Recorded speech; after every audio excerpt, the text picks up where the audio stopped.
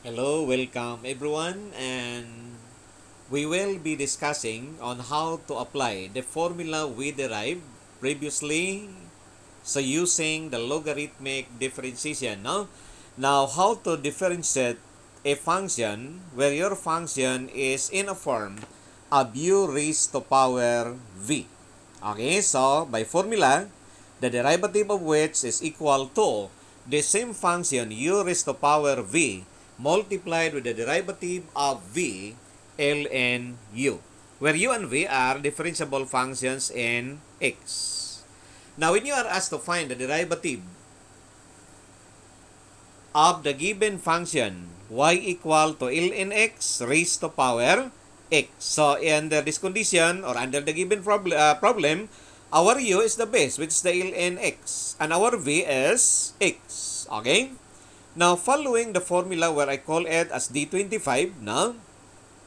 So, following the formula written above, dy dx is equal to the given function, u raised to power v, so ln x raised to x. Then, the derivative of v. What is your v? It is x. Then, ln of your base. So, my base is ln x, so it is ln of the ln x. Okay, so take the derivative under a product rule. So, ln x times the derivative of the product of x ln of ln x. So, x times 1 over ln x.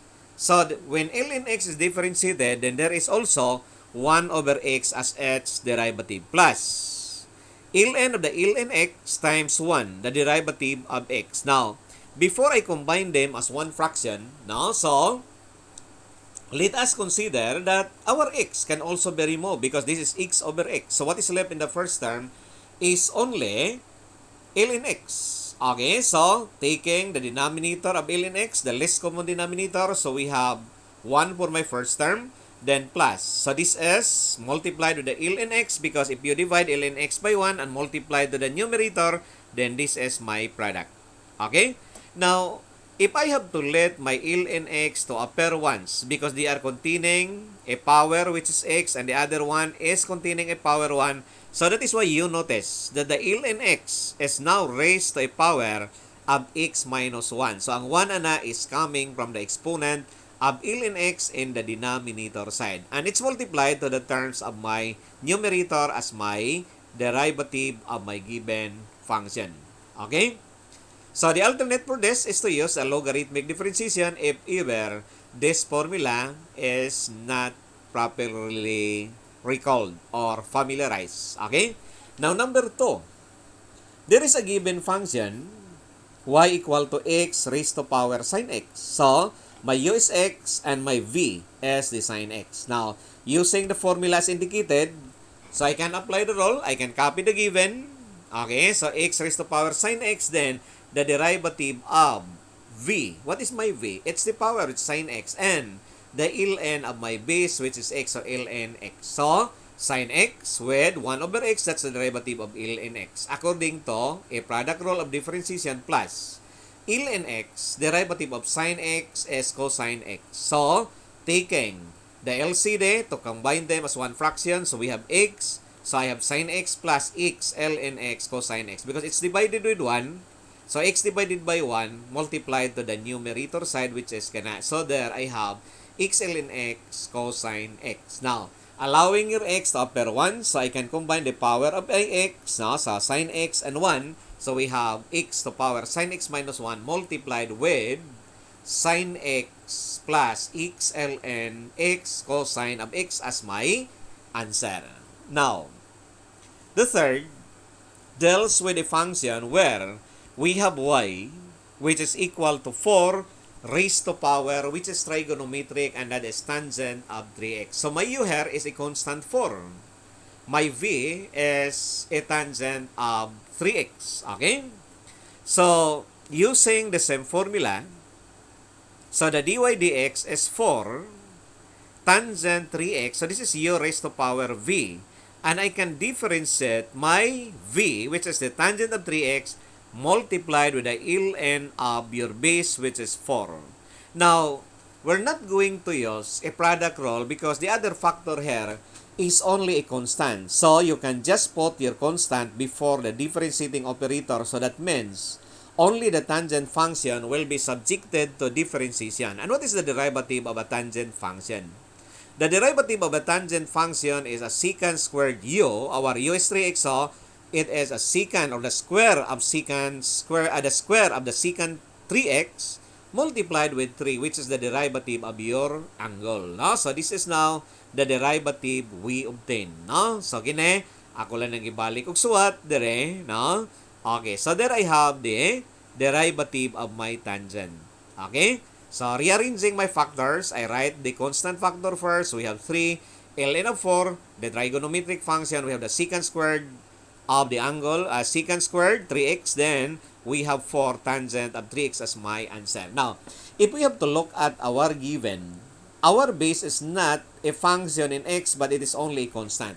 Actually, this is classified as an exponential function.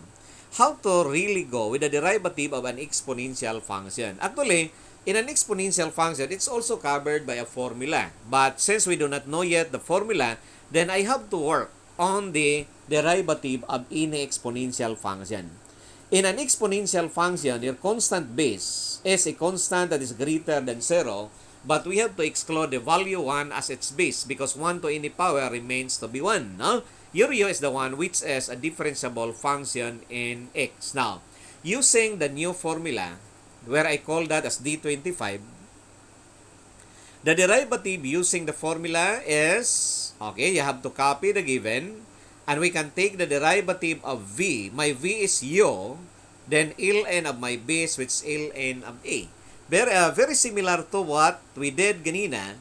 The ln of a is a constant, so it is a constant factor, so it can be placed before the operator. Now, so we have a raised to power u multiplied with the ln a, and we have a derivative of u with respect to x. Now, my y is the given exponential function a to power u. So I'm differentiating an exponential function, and by formula, we can have a raised to u multiply with the ln a and take the derivative of your u with respect to x. Actually, in the exponential function, we have two formulas in addition to the previous formulas we are actually using. So in D26, no?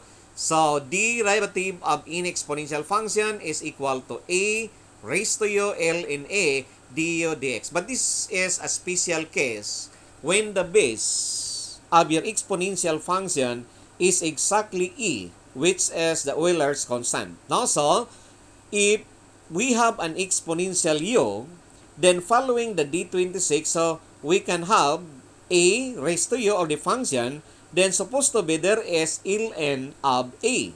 But the ln of your base is e man imong base, so ln e has a value of 1. That is why the middle factor does not appear anymore in D27. So exponential u du dx, so this as the formula related to an exponential u.